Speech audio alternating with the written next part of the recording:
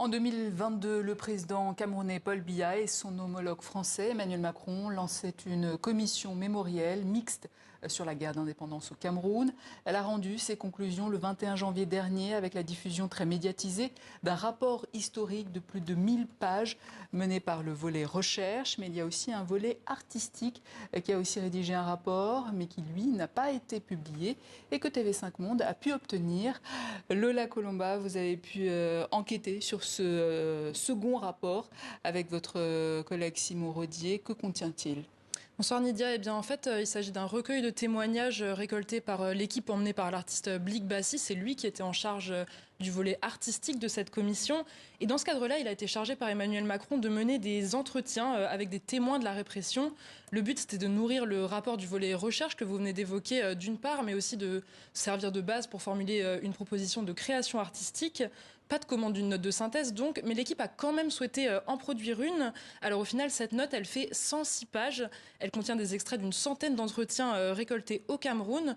Les personnes rencontrées, elles parlent des événements clés de cette période, comme du massacre d'Équité le 30 décembre 1956.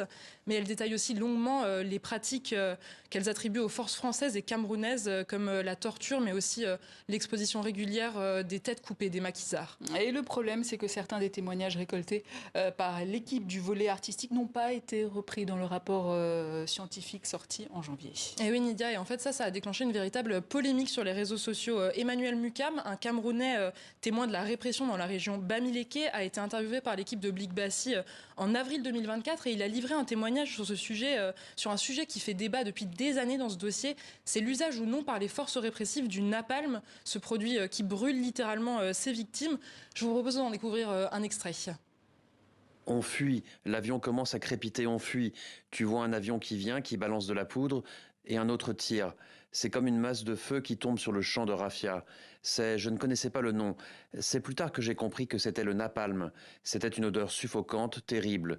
Donc ça tuait les bêtes, ça tuait les moutons. Et donc son témoignage n'apparaît pas dans le rapport scientifique qui dit, je cite, que plutôt que du napalm, il semble plus plausible que les témoins fassent référence à l'usage de cartouches incendiaires. Alors ça a véritablement scandalisé Emmanuel Mukam qui s'en est indigné sur un commentaire Facebook. J'ai accordé 4 heures de mon temps à cette équipe qui est passée m'interviewer à Ngusso Yaoundé. Moi, orphelin d'un maquisard, j'ai perdu l'odorat depuis l'âge de 7 ans. C'est en 2009 que j'ai été informé dans un hôpital parisien, Clamart, que mon handicap provient de l'inhalation du napalm. Quand, en préambule à la restitution de ce travail, on dit qu'il n'y a pas eu de napalm au Cameroun pendant cette sale guerre, tu peux comprendre que je doute beaucoup sur tout le reste, moi, handicapé depuis 65 ans. Alors nous, on a appelé Blik Bassi qui nous a expliqué que cette note de synthèse, elle allait bel et bien être exploitée d'une manière ou d'une autre. Mais entre-temps, ce coup de gueule, il a été largement partagé sur les réseaux sociaux. Il a même fait l'objet d'articles sur des sites web comme Actu Cameroun. On a aussi contacté Karine Ramondi, la directrice du volet recherche.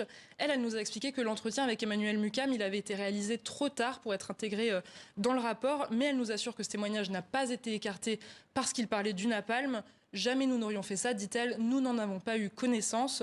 Elle explique que si ça avait été le cas, l'équipe aurait davantage investigué ce cas, sous réserve que l'entretien ait été accompagné d'un formulaire d'autorisation conforme au règlement général sur la protection des données.